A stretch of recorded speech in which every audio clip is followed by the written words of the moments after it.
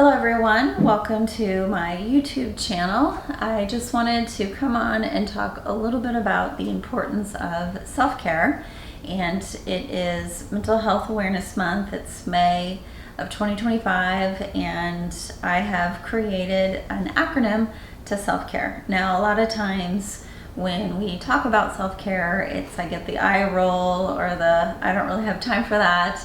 And I know I've done a few videos on that, and as well as a few videos on how to take care of your mental health. But I thought it would be good to come on and talk about this acronym that I've created that really you can apply to your everyday. So self-care, S stands for small wins.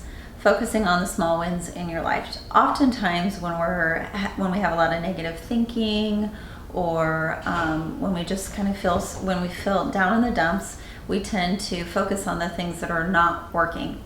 And so I like this kind of shift of what are the small things or small wins in my life, or what small steps am I taking that are helping me in a direction where I can see things either through the lens of gratitude or just feel a sense of accomplishment because I am focusing on the wins as opposed to all the things that I'm not doing and fueling in that negativity. E is express yourself. Your voice matters just like you do.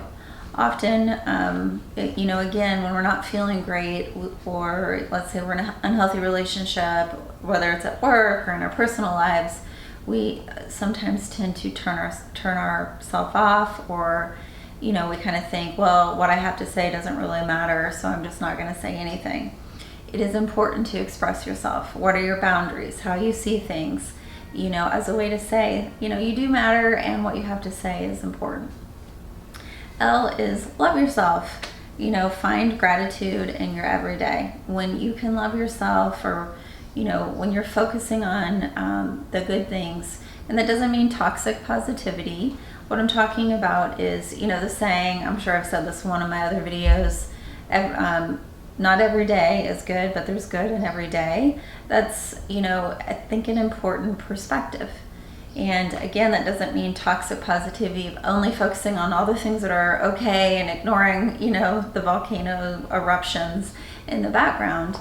It is, focusing on the things that help when you are feeling down, and loving yourself, loving all parts of who you are, the good, the bad, and the ugly. Because let's face it, there are times when we don't always make the best decisions, or when we make mistakes. And learning to love yourself is saying, despite a mistake, I love myself. I love myself for trying. I love myself for learning about how to overcome my failures, and I appreciate them. So I do think that's an important point. F is find your center. Pause, take a deep breath, and be present. Now, often we can get really busy or distracted or caught up in the busyness of life, and it takes us away from the present. Or we focus on outcomes, or we focus on the past. So two things that we can't change and we have no control over. We can't change the past, and we don't know what's going to happen in the future. But a lot of times when we want to control something, we hold on to the outcome. And that can really increase our anxiety, or, hey, I want to change the past. But, unless you build a time machine, you can't. And so when we can focus on the present, it helps, hey, I need to take a deep breath here. I'm feeling really anxious. What's in my control? What do I know to be true? What are my resources, or who are the people in my life that can help me? When we're able to focus on the present, it actually helps move us forward. So I think that that's important. When we focus on the outcome of something, we're focusing on something we can't control, and that tends to amp up our anxiety. We also miss out on things that are right in front of us. When we focus on the past, we focus on things that we can't change, and often that makes us feel, sad or even depressed. Focus on the present. And when we get flooded with, again, either outcome or something in the past, stop, take a deep breath, and feel grounded, or do the things that help you feel grounded. C is compassion. Give yourself grace, be patient with yourself.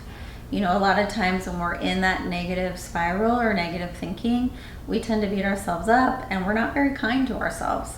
So I do think it's important to, you know, have that compassion, have that grace for yourself, accept, you know, what is in the moment instead of beating yourself up over maybe a decision you made or something that you don't have. Again, where do you want to put your focus? A is for aliveness. What makes you feel alive? You know, be creative. I recently attended a conference with Esther Perel, and it was a wonderful conference. And one of the things that she talks a lot about is when we're in distress, what is something or what are things that we can do that help cultivate that aliveness? Trying something new, being creative, you know, focusing on the everyday things that help you feel, even if it's ordinary, it can become extraordinary, you know, and I think that that's important. What are the things that really bring you to life, even when you're in the midst of distress or struggle? And that's something that does help you cope. And R is resiliency. Believe in yourself and know that you can do hard things. You know, I love resiliency because it really is like, how do you pick yourself up when you fall down? What have you learned along the way? You know, to date, you have survived your worst day. And that is what makes you resilient. How did you survive it? What did you do? What were the things that were helpful? So I do think it's important, you know, when we're in a negative spiral, remember this too. How do I put one foot in front of the other? You know, whether that's going back to focusing on your small wins or small steps, creating compassion, but remembering you can do it. You've done hard things and you will continue to do them. And then E is explore. Be curious and ask questions. You know, sometimes when we're distracted or we're in a negative spiral, we tend to have tunnel vision and then we miss out on things.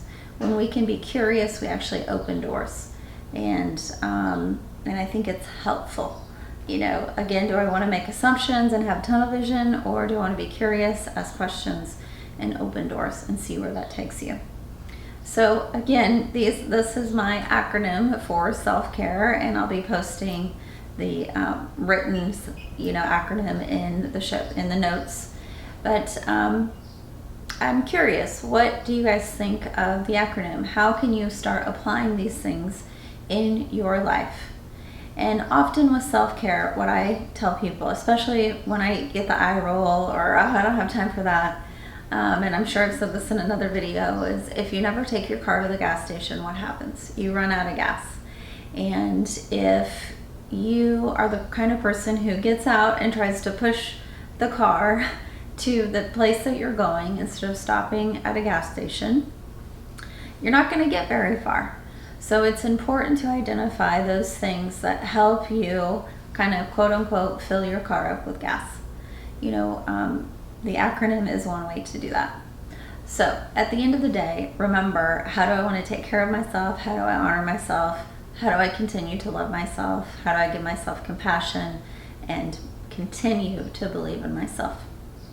All right, guys, please feel free to subscribe to my channel for updates on mental health and relationships.